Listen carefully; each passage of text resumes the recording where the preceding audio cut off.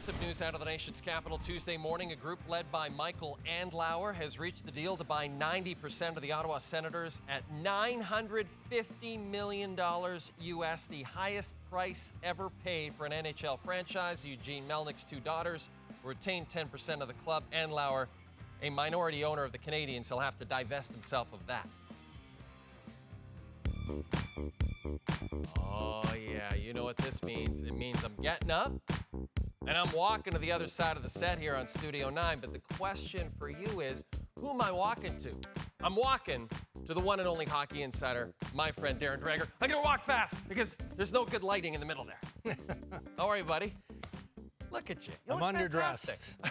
What are you talking about? You look great. Dress casual. I did not get the memo indicating that we'd be on this fancy set. Right, and that we'd be seeing your pants, which are denim. What's wrong with that? That's cool. They're dress jeans. Dress jeans. Yeah. They're your dress jeans. Not everybody can pull it off. But you absolutely can. You know what's so funny to me about this Michael Andlauer thing is going into the process, he was the absolute front runner, it seemed. Yeah. And then throughout it, we had all these different names and the Ryan Reynolds and the multiple names from Hollywood and different bids and different groups. But the NHL is so consistent in that they love to really get to know someone. And he went through the process as a minority owner of the Montreal Canadiens, got to know the Board of Governors, and really did things the right way. And in the end, he gets the team. He gets the team, but, process is an overused word when, you look at big business and pro sport, right? And if you go back to the beginning, I would have been of the opinion then that I am now that he is the right group. He's the right person to spearhead the Ottawa Senators into the next chapter. Why? Because of the experience that you've outlined here, right? As a minority owner of the Montreal Canadiens, he's been an alternate governor for the Montreal Canadiens. He's been in that boardroom so many times. He's got great relationships with the executive committee who are going to be key in getting the logistics done and getting this officially rubber stamped, which could happen, as late as August, maybe even drift into September. And then, on top of that, he's got the relationships with the commissioner's office as well. But I say all that, and I mean this, it wasn't a rubber stamp from the beginning, even though some will believe that was the case. That would be disrespectful to the volume of the bidders, the quality of the bidders, and the people who put their presentations together. In the end, I think this is the best fit for Ottawa, again, because of the track record here of Michael Andlauer. My understanding is this whole process would make a terrific book. It could, eventually. I'm not sure you'll get all of the details, but it might at some point. You should write it, buddy. You should be the one to write it. Now, we have a change in ownership. There's been lots of speculation about the future of Pierre Dorion. Do you expect Dorion to stick around? Do you expect Andlauer to make changes, or is it still up in the air at this point? I do expect Andlauer will make changes, but the question is when, and the answer to that is in time. As I alluded to a minute or so ago, this process, the full sale, won't get finalized until late summer. Right. It would be very unlikely, I think, for Michael Andlauer to dip into hockey operations at this stage. I mean, you've got the draft coming. You've got free agency coming. Pierre Dorion has done a really good job as general manager of the Ottawa Senators. But I also have an appreciation for Michael Andlauer eventually wanting to surround himself with people that he knows and he trusts. Yeah. And, Jay, there's been a fair bit of speculation around Steve Staios, who's employed by the Edmonton Oilers. In fact, he's taking part this week in their scouting meetings in BC. But in time, could Steve Staios be the right fit for Michael Andlauer and the Ottawa Senators? Yeah, I think that's fair in time. But again, with so much happening in a short period of time and Andlauer not having full control of the Ottawa Senators, I believe for several weeks it'll be status quo. It's interesting because Steve Staios is suddenly the hottest potential executive out there right now. Edmonton maybe would like to promote him if Ken Holland leaves. Sure. And then we talk about Patrick Roy, and he made it official. He's not going to return as head coach of the Quebec Remparts, and we obviously knew that. He returns just in time for there no longer to be any more coaching vacancies in the National Hockey League. But do you expect that at some point Patrick Roy will be back behind an NHL? I do, because of the pedigree of Patrick Roy and the fact that he's proven he can be a very successful NHL coach, number one. We're going back a number of years. Yeah. But then he doubles down and he wins a Memorial Cup with the Quebec Rempart.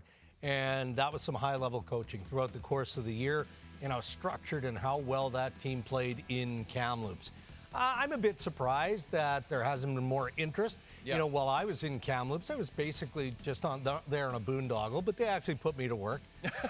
And one of the insiders I did speculated on the notion that, you know, one of the bidding groups involved with the Ottawa Senators would have interest in Patrick Roy. So I'm not going to dismiss that outright. I don't know that it was the Michael Andlauer group, but I think that Patrick Roy will eventually find his way back.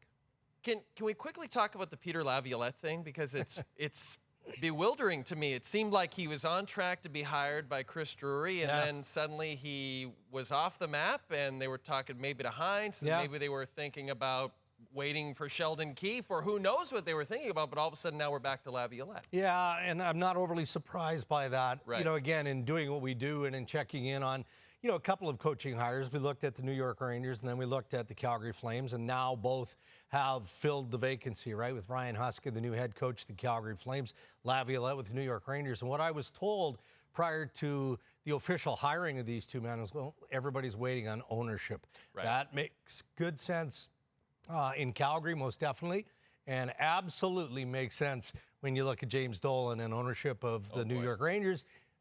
Hey, they own the keys, man. They want to be involved and included, and I think that was part of the delay in both cities. Working for James Dolan would be pretty tricky. Interesting. In Toronto, it's been a couple of weeks since Brad Treliving took over as GM of the Toronto Maple Leafs, and Sheldon Keefe is still the head coach right now. Do we have any update on where he stands? Well, I would say, in my opinion, if there was going to be a coaching change and Treliving was going to release Sheldon Keefe, man, it feels like he would have done that by now. Yeah. And I was reminded by, again, a veteran coach at the Memorial Cup who said, look, when you're hired as a general manager, you've got 3 bullets. Are you really going to use one of them on a coach you don't know in the first week of coming in as the new general manager of the Maple Leafs? And that resonated with me. That makes sense. Look, you know, let's see how things start for the Toronto Maple Leafs. You know, that's a decision that Brad Treliving may have to make in season, but unless something dramatic changes in the days ahead here, I believe that Sheldon Keefe will be on the bench to start the year. And, you know, the fact that Treliving went into Calgary, kept Bob Hartley, and Hartley had a terrific year that first year, kind of makes sense, right? Yeah. And Calgary's got their hands full. I mean, the draft a couple of weeks away. By the way, Dregs is going to be at the draft with Craig Button, so we can't wait to chat with him down there. Hanging with Craig in Nashville is dangerous. That's a show in itself. That's a reality show that I would watch on this network. How do you think Craig Conroy will approach this signing season? Because it's going to be an interesting one for this Flames team, and Elias Lindholm is looming. Yeah. You know, they've got a crop of unrestricted free agents and free agents in general that Craig Conroy and the management crew there are focused on. Now they've got the front office business more or less out of the way. Management's been looked after. They've got Ryan Huska on board as head coach. Let's see how they fill out the bench. So now you got to sharpen the pencil. And I choose those words appropriately because the Calgary Flames salary cap is a bit of a mess. Yeah, it is. So there's some heavy lifting ahead there. You can't keep all those free agents. You just can't. So you prioritize. Lindholm would be a high priority, I think, and then you just kind of figure it out from there. But there are some who believe, we've spent a lot of time speculating on the Winnipeg Jets. You know, another Western Canadian team, the Calgary Flames could also be very, very involved on the trade front. So it's going to be... we're going to have to pay attention to what's going on there. And speaking of the Jets, really quickly, you and I have already talked a little bit about, I kind of call it like the big 4 that could potentially all go. You know, you talk about Hellebuck, you talk about Wheeler, you talk about Scheifele, of course, Pierre-Luc Dubois. Any closer to figuring out what Chevy's feeling? I mean, he probably can't trade all of them. No. But certainly there's a couple that have indicated they don't want to sign long-term, and now it seems like he's got a lot of work ahead of him. Well, and look, I mean, we're talking about Connor Hellebuck and Pierre-Luc Dubois, you know, in terms of those who maybe don't want to stay and aren't committing long-term. However, they haven't committed to trading those guys or extending anyone for that matter either. But when you look at Hellebuck and you look at Pierre-Luc Dubois, you know, you have to get maximum value back if you're trading top-end players, and those guys are top-end. Is that more likely in the offseason? History tells us it is, because once you get into the season, then you're really hamstrung by the salary cap and all of those other things. But we've also speculated on Mark Scheifele, what's going to become of him. Then you have Blake Wheeler, and there's buyout speculation around him. So there's opportunity for a significant renovation or retool, use whatever R word you choose, for the Winnipeg Jets.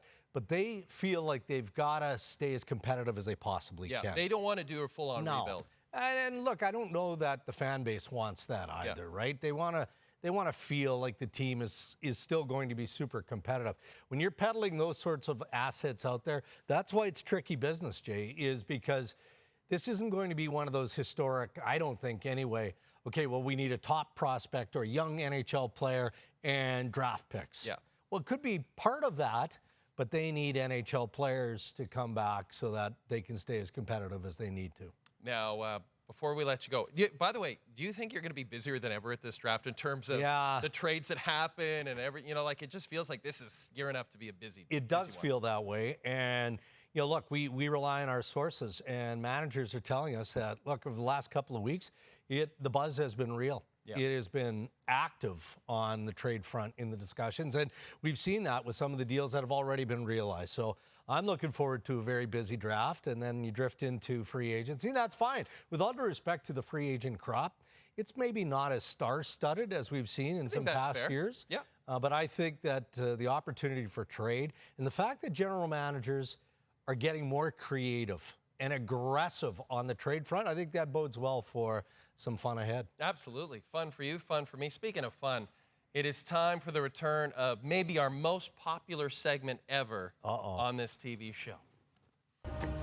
All of your animal dreams unfurled. We're talking Darren Dreger Safari World.